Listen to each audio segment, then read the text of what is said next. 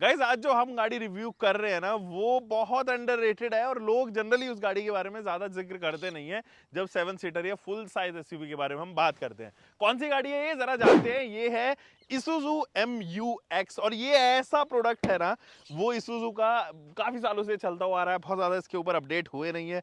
BS6 के बाद में हल्के फुल्के ट्विक्स हुए थे और Isuzu MU-X और एक इसी का सब पार्ट है V-Max D-Cross। वो पिकअप ट्रक है और वो बहुत फेमस है। वो जनरली लोगों के साथ में जो है वो बहुत जुड़ा हुआ है, क्योंकि पिकअप ट्रक की जो डेफिनेशन है कहीं ना कहीं उसने इंट्रोड्यूस किया था इंडिया के अंदर। टाटा ने भी हालांकि जेनन के साथ में बहुत पिकअप ट्रक्स बनाए और महिंद्रा गेटअवे को हम कैसे भूल सकते हैं। लेकिन जब पिकअप ट्रक के एग्रेसिवनेस के बारे में बात आती है तो Isuzu V-Max D-Cross को हम नहीं भूल पाते। लेकिन आज जिस प्रोडक्ट के बारे में हम बात कर रहे हैं ये अंडररेटेड है और थोड़ा आउटडेटेड भी बोलना इसको मैं जरूरी समझता हूँ। चलिए स्टार्ट करते हैं इस वीडियो को। Just in case you want to channel consider this channel subscribe. बहुत सारा अमेजिंग कंटेंट आने वाला है। हम शुरुआत करते हैं इसके बैकग्राउंड से, तो शुरुआत करते हैं इसकी ड्राइव से। लेकिन उससे पहले सीधा आपको इंजन बे में मैं लेके चलता हूँ, क्योंकि ये जो ग्लैमरस चीजें होती है ना वो आपको दिखाते रहेंगे हम, और भी वीडियोस में जो है वो दिखती रहती है आपको। लेकिन इसके अंदर एक आता है एक 1.9 लीटर का diesel engine option. The sad part is ये पेट्रोल में नहीं आती है, कोई भी हाइड्रोलिक स्ट्रट्स यहाँ पर इस्तेमाल नहीं किए गए हैं। काफी बड़ा सा बोनट है, हैवी है और लगता है कि एक अच्छी बिल्ड जरूर वो यहाँ पे रखता होगा। अब इसका ये रहा। तो अब ये जो इंजन है वो एक्चुअली एक 1.9 लीटर का इंजन है, टर्बोचार्ज इंजन है। और ये जो इंजन है वो प्रोड्यूस करता है 163 bhp की पावर, 360 न्यूटन मीटर का टॉर्क। अगर क्रॉस कंपटीशन देखा जाए तो एक्चुअली में इस सेकंड में आने वाली जितनी भी गाड़ियां हैं वो 200 पार bhp प्रोड्यूस करती है। तो थोड़ा सा अंडररेटेड जरूर मैं इसका कहूंगा इंजन को, पर इसकी परफॉर्मेंस कैसी है वो जानेंगे हम सीधा जब हम चलाएंगे इस गाड़ी को। तो स्ट्रेट अवे लेके चलता हूँ आपको इसकी ड्राइव पे। दोस्तों आप इस गाड़ी को अगर मैनुअल में खरीदना चाहते हो तो ऑप्शन अवेलेबल नहीं है, क्योंकि आप इसको ऑटोमेटिक में ही खरीद सकते हो, या तो 4x2 में या 4x4। अब जो मैं चला रहा हूँ एक 4x4 है और द बेस्ट पार्ट इज ये ऑन द गो 4x4 होती है। 4x2 पे अगर आपने चलाया हुआ है, 2H पे आप चला रहे हो तो आप इसको 4H पे कर सकते हो 100 किलोमीटर पर आवर की स्पीड तक। उससे ऊपर 4H पे नहीं होगा, लेकिन ऑन द गो ये अच्छी चीज है। और चाहें तो आप इसको 4H पे भी कर सकते हो, बट उसके लिए स्पीड थोड़ी कम रखनी पड़ेगी। चलिए स्टार्ट करते हैं। 1.9 लीटर के इंजन को देखो, चलाने से पहले मैं आपको बता दूं कि ये जो गाड़ी है वो हमने टेस्ट की है माउंटेन्स पर भी और प्लेन्स पर भी। तो ये दोनों जगह जो है वो टेस्टिंग के मैं आपको आउटपुट्स भी देता हूँ और आपको फीडबैक भी बताऊंगा इसके इंजन परफॉर्मेंस कैसी है। देखो जब हम बात करते हैं इस एसयूवी की, इतनी बड़ी एसयूवी की, तो ऑब्वियसली कहीं ना कहीं जो है वो दिमाग में ये सवाल भी आता है कि यार इतनी बड़ी एसयूवी हम चला तो रहे हैं, कहीं कंफर्ट ऐसा तो नहीं ऑफर कर रही है। तो कंफर्ट के मामले में इट इज़ गुड। मतलब अगर आप लॉन्ग चल रहे हो, तकरीबन आपको जाना है 1000 किलोमीटर के करीब, तो आप इसको निश्चित तौर पे लेके जा सकते हो। बट द प्रॉब्लम इज जब आप इस गाड़ी को लेके जाओगे तो आपका जो स्टेयरिंग कॉलम है ये थोड़ा सा हार्डर एंड पे रखा गया है। तो अगर आपको कुछ ऐसे शार्प कट्स मारने हैं तो वो आपको प्री प्लान करने पड़ेंगे, या तो आपको धीरे धीरे जो है वो स्पीड पे वो कट्स मारने पड़ेंगे, या फिर आपको वो सोच समझ के जो है वो प्लान करने पड़ेंगे, क्योंकि ये एक्स्ट्रा स्टीयर मांगता है। इसका स्टेयरिंग का जो फीडबैक है वो थोड़ा ज़्यादा स्टीयर करना पड़ता है, तब आपको जो है उसमें मूवमेंट दिखाई देगी। यानी कि उसके अंदर हल्का सा प्ले, ये देखिए अगर मैं इतना मूव करूँ तो ये कोई भी मोशन जो है वो गाड़ी के अंदर देगा नहीं। तो इतना मूवमेंट, काफ़ी ज़्यादा मूवमेंट होता है जब हम स्टेयरिंग के बारे में बात करते हैं, स्टेयरिंग फीडबैक को जब जज करते हैं, तो वो चीज़ ज़रूर आपको लगेगा। उसके अलावा अगर मैं आपको बताऊं तो उसका स्टेयरिंग है वो केवल टिल्ट आता है, वो टेलीस्कोपिक आता नहीं है। तो मैं उसको ऊपर और नीचे तो कर सकता हूँ, लेकिन आगे और पीछे नहीं कर सकता, विच इज़ अ फीचर जो मिसिंग है इसके अंदर मुझे लगता है। और लेकिन अच्छी चीज़ ये कि एडजस्टेबल जो सीट्स हैं वो इलेक्ट्रॉनिक है, तो आप अपने हिसाब से सीट्स फिर स्टेयरिंग के हिसाब से एडजस्ट कर लो। जबकि होता जनरली उल्टा ही कि स्टेयरिंग एडजस्ट किया जाता है अपने कंफर्ट के हिसाब से। एनीवे एसी की परफॉर्मेंस काफ़ी कमाल की है, उसमें कोई भी समस्या नहीं है। अगर आप तीनों रो की जो एसी देखें परफॉर्मेंस उसकी अच्छी है। अगर आप किसी भी रो में बैठे हुए हो तो आपको जनरली गर्मी लगेगी नहीं, इवन इफ आप 40 डिग्रीज प्लस भी किसी टेम्परेचर में चल रहा है तो कोई दिक्कत नहीं है एसी को लेके। मुझे लगता है एसी के ऊपर अच्छा काम किया है Isuzu ने। और turning radius is good, not the best, good मैं उसको जज करूंगा। और high speed stability is good, उसमें भी कोई प्रॉब्लम नहीं है।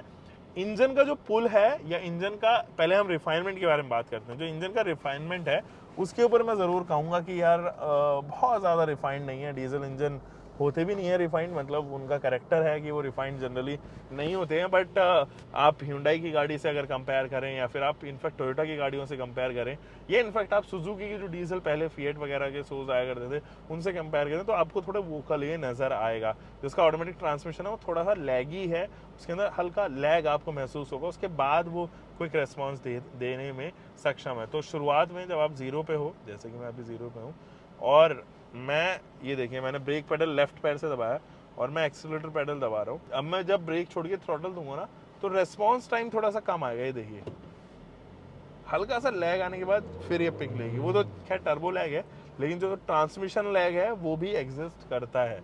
तो लेकिन एक बार जब ये मोशन में आ जाए तो उसके बाद इसको पता है कि कैसे जो है वो शिफ्ट करने हैं गियर। ये देखिए एंड वी रीच 100, ज़्यादा टाइम नहीं लगाती है 100 रीच करने में। ब्रेकिंग इज़ गुड, फ्रंट में रियर में दोनों साइड जो है वो डिस्क ब्रेक ऑफर किए गए हैं। सस्पेंशन ट्रैवल बहुत अच्छा है, पॉटहोल्स को तो ये पी जाती है, एकदम एब्जॉर्ब कर लेगी ऐसे जैसे कुछ था ही नहीं। तो वो चीज़ को लेके मुझे काफ़ी अच्छा लगा कि वहाँ पर काम किया गया है। बॉडी रोल नो डाउट है गाड़ी के अंदर, तो एक्सेसिव बॉडी रोल तो नहीं कहेंगे, लेकिन हाँ बॉडी रोल एग्जिस्ट करती है। For a car like this body roll exist होना बट नेचुरल सी बात है, क्योंकि जब हम स्टैंस देखते हैं इस गाड़ी की, जब हम देखते हैं कि कितनी बड़ी ये मस्कुलर एकदम गाड़ी है, तब वहाँ पर आपको रियलाइज़ होता है कि यार कुछ तो है लोचा जो बॉडी रोल की समस्या आ रही है। तो ऑब्वियसली वो आपको थोड़ा इरिटेट कर सकता है उस पायदान पे। तो चलिए ये तो था एक रैप अप इसके इंजन की ड्राइव की, या फिर आप समझ सकते हैं कि इस 1000 किलोमीटर में मैं कितना समझ पाया उस गाड़ी को, उसके बारे में मैंने आपको यहाँ पे डिस्कस किया। अब टाइम है कि हम चलें और लुकआउट करें, एक वॉक अराउंड लें इसका। दोस्तों जल्दी से बात करते हैं इसके वॉक अराउंड की। यहाँ से अगर आप Isuzu MU-X को देखोगे तो बहुत सारा क्रोम का जो है वो इस्तेमाल किया गया है और जापानीज टेक्सचर आपको इसके अंदर नजर आएगा। और ये वाली जो पार्ट है ये बाउंड्री का काम करती है, बट ये DRL है प्रॉपर, बाई फंक्शनल इसके हेडलैम्प्स हैं एंड ऑटोमेटिक एडजस्टमेंट के साथ में आते हैं। आपको लेवल अप या डाउन जो है वो करने की जरूरत नहीं है। यहाँ पे क्रोम वर्क जैसे कि मैंने आपको बताया, बहुत सारी ग्रूव्स है इसके अंदर ताकि इंजन जो है वो ठंडा रहे, हीट कन्वेक्ट की हो सके। यहाँ पे फॉग लैम्प यूनिट है, ये जो है वो हेलोजन पार्ट पर ही रखी गई है। बहुत सारे ग्रूव्स आपको इस पे ऊपर भी जो है वो देखने को नजर आएंगे।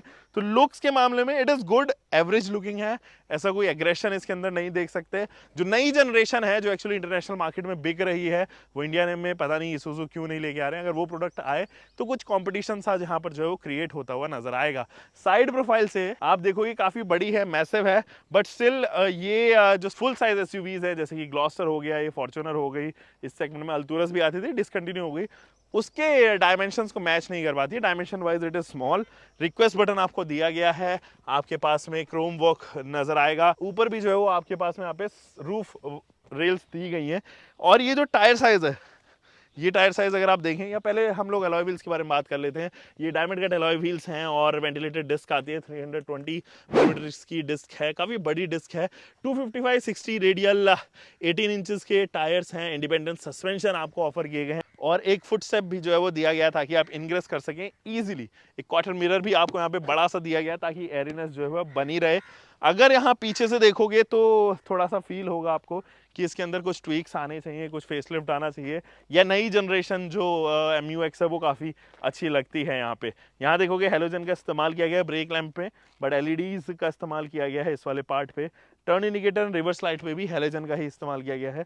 क्रोम पार्ट है, defogger unit, high mounted stop lamps, roof और स्पॉइलर के साथ में। नीचे भी अगर आप देखो तो डुअल टोन ट्रीटमेंट दी गई है। नीचे जो है वो आपके पास में आते हैं यहाँ पे रिवर्स की लाइट रिफ्लेक्टर यूनिट के साथ में दोनों तरफ ही दी गई है। एंड यहाँ पे एक रिक्वेस्ट बटन के साथ में ये खुल जाती है इसकी बूट। अब बूट जो है वो हल्का सा पॉप्ड अप है, तो सामान भी उसी हिसाब से अनइवन प्लेस होगा, फ्लैट नहीं है ये। और यहाँ पे कुछ और आप सामान रख सकते हैं, जैसे कि स्पेयर व्हील से रिलेटेड जितने भी सामान से छोटे मोटे और सामान इसके अंदर स्टोर किए जा सकते हैं। यहाँ से 50:50 स्प्लिट होने वाली ये सीट्स हैं, और अगर आप चाहें तो इनको नीचे भी जो है वो डाल सकते हो, जस्ट अ पुश अवे। और अगर आप चाहो तो वापस भी जो है वो इसको कर सकते हो, just a pull away I would say. Interior जरा चेक करते हैं कैसे हैं इसके इंटीरियर्स। दोस्तों जो इसके इंटीरियर्स है ना वो भी डिसेंट लुकिंग है, ऐसा कोई out of the box feeling आपको नहीं देंगे। But the best part is यहाँ पर इलेक्ट्रॉनिकली एडजस्टेबल सीट्स आती हैं आपके पास में। वेंटिलेटेड सीट्स का ऑप्शन नहीं है, लेदरेट टच दिया गया है पूरी बॉडी पे और यहाँ पे इंसर्ट्स दिए गए हैं। और स्टेयरिंग ठीक है, स्टेयरिंग का फीडबैक मैंने आपको बताया, जैसे ये थोड़ा सा हार्ड है, उसके ऊपर काम किया जा सकता है।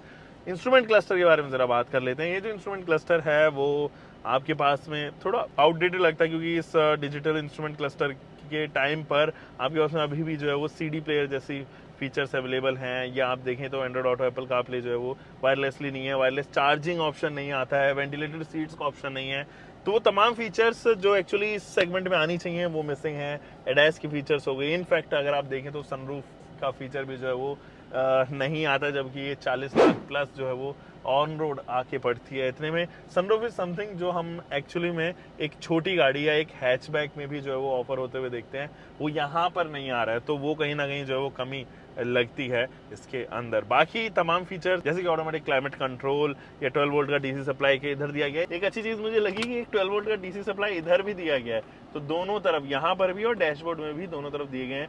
छोटा सामान आप रख सकते हो। कूल्ड ग्लव बॉक्स जैसा ऑप्शन नहीं है, लेकिन हाँ ग्लव बॉक्स और प्रैक्टिकलिटी के मामले में मैं मार्क्स अच्छे जरूर देना चाहूंगा। रियर के जो एसी वेंट्स हैं उनको कंट्रोल आप यहाँ से कर सकते हो, तो अगर आप चाहें तो चला सकते हैं, बंद कर सकते हैं, टोटली इन ड्राइवर्स हैंड। और चले सेकंड रो में चलते हैं। दोस्तों फिलहाल मैं सेकंड रो में हूँ और यहाँ अगर आप देखें तो आपके पास में सीट्स हैं। गाइस एक चीज़ और है, जब आप इन सीट्स पे बैठोगे तो टू एंड फ्रो तो मूव नहीं कर सकते, बट रिक्लाइन एंड डिक्लाइन ज़रूर यहाँ पर आपके पास में है। तो मैं चाहूँ तो इसी एक एंगल पे सेट कर सकता हूँ। रूफ माउंटेड इसके में एसी आते हैं, और काफ़ी एक कमाल की चीज़ ये है कि इसकी जो सराउंड क्वालिटी है वो मुझे काफ़ी अच्छी लगी। रूफ माउंटेड सराउंड क्वालिटी आपको यहाँ पे ऑफर की गई है। आप चाहें तो यहीं से नॉब भी कंट्रोल कर सकते हैं, नॉब दी गई है ताकि आप एसी के वेंट्स को कंट्रोल कर सको। दो इंडिविजुअल जो है यहाँ पे आपके पास में आती हैं लाइट्स, और बाकी अगर आप देखें तो एक हेडरेस्ट ज़रूर दिया गया है बीच वाले इंसान के लिए, आप उसको भी अपने हिसाब से एडजस्ट कर सकते हैं। एक आर्मरेस्ट भी ऑफर किया गया है, so there you go with the armrest. ये रहा इसका आर्मरेस्ट, दो कैन होल्डर के साथ में आती है। Under Thai support is good and recline angle, वो सब चीज़ें तो काफ़ी कमाल की हैं, उसमें कोई प्रॉब्लम है नहीं। तो यहाँ पे स्पेस ठीक है, बट जो थर्ड रो है उसके अंदर स्पेस बहुत ज़्यादा क्रैम्प्ड है। मैं चाहूँगा कि वहाँ पे बच्चे ही बैठें तो ज़्यादा बेटर है। यदि इनकी हाइट 5 फुट या उससे नीचे है, उनके लिए वो सफिशिएंट स्पेस होनी चाहिए। और सेकंड रो में थोड़ा सा बस स्पेस का कंजेशन है, बाकी it's good. Under Thai support वगैरह ठीक है, नॉमिनल है, ऐसा कुछ ज़्यादा नहीं कह सकते। पीछे आपके पास में कैन होल्डर्स वगैरह रखने की जगह है, और एक तरफ जो है वो आप आर्मरेस्ट के तौर पे जो है वो उसको इस्तेमाल कर सकते हो। तो वो तमाम चीज़ें, पीछे के एसी वेंट्स भी दिए गए हैं, that is a good feature to have. In fact पीछे के लिए जो है वो आपके पास में ग्रैब हैंडल भी है ताकि पकड़ सकें आप। और ये देखिए, ये ग्रैब हैंडल ईजिली आपको होल्ड करके रखता है। तो दैट इज़ वन थिंग जो मुझे पीछे की केबिन में पसंद आई। गाइज मैंने आपको एक चीज़ बताई थी कि इसके अंदर दो ही वेरिएंट्स आते हैं, आप ऑटोमेटिक खरीदो या ऑटोमेटिक खरीदो, लेकिन आपको अगर ड्राइव ट्रेन चाहिए तो 4x2 एंड 4x4 का ऑप्शन है। तो 35 लाख रुपए शोरूम में कॉस्ट कर रही है इसका 4x2 वाला वर्जन। एंड अगर आप देखें तो 4x4 वाला वर्जन आपको तकरीबन 37,92,000 रुपए, यानी कि तकरीबन 3 लाख रुपए एक्स्ट्रा पे करने पड़ेंगे। अब मजे की बात ये है कि जो फॉर्च्यूनर इस सेगमेंट में, उसका 4x2 वाले के वर्जन दो वेरिएंट्स इसके लोअर वेरिएंट्स में आ जाते हैं, तो एक 32 लाख का और एक 34 लाख के करीब का। और अगर आपको उसका 4x4 वेरिएंट खरीदना है फॉर्च्यूनर का, तो वो भी इससे तकरीबन 1 लाख रुपए महंगा है। तो वो कहीं ना कहीं जो वो आपको लगेगा कि यार जब मैं इतना पैसा इन्वेस्ट ही कर रहा हूँ तो why not go for Fortuner या कुछ ऐसी गाड़ियों की तरफ जो थोड़ी रिलायबल है और उनकी सर्विस को लेके इशू नहीं होगी, और ड्यूरेबल भी है, because Toyotas are always known for their durability. अब इसूज़ू को जो है वो थोड़ा टाइम और लेना चाहिए, और मुझे लगता है कि उनको अपनी गाड़ी को अपडेट करना चाहिए और एक नया अवतार इंडियन मार्केट में लॉन्च करना चाहिए। इसूज़ू को काफ़ी प्यार मिला है वी-मैक्स डी क्रॉस को लेके, क्योंकि वो एक ऐसी बैटल में घुसे थे जहां पर कोई और क्रॉस कंपटीशन था नहीं। उसको कंपटीशन को अगर आप देखोगे तो महिंद्रा गेटअवे आया करता था या टाटा जेनॉन आया करता था, बट उसने उस सेगमेंट में एक ऐसी गाड़ी लॉन्च कर दी जो अपडेटेड थी, और जो अपने लुक्स को लेके काफी फेमस हुई, जो अपने परफॉर्मेंस को लेके काफी फेमस हुई, और लोगों ने उसको खरीदा, चाहा। अब यही चीज इसूज़ू को इस गाड़ी के लिए भी करना है, उनको एक ऐसा प्राइस पॉइंट सेट करना है नई जनरेशन इसूज़ू MU-X के लिए कि लोग चाह कर भी उसको इग्नोर ना कर सके। तो दिस इज इट, और आज की इस वीडियो में हमने MU-X को रिव्यू किया, जाना इसको चलाया माउंटेन्स पे और बहुत सारी जगह, और इसके 1000 किलोमीटर चलाने के बाद में हम ये रिव्यू थ्रो कर रहे हैं। हम मिलेंगे दोस्तों एक और नई वीडियो के साथ में। आप तब तक अपना ध्यान रखें, सुरक्षित चलें। Until for next time, bye bye, take care, keep driving car, bike, whatever vehicle you are having, drive safe guys.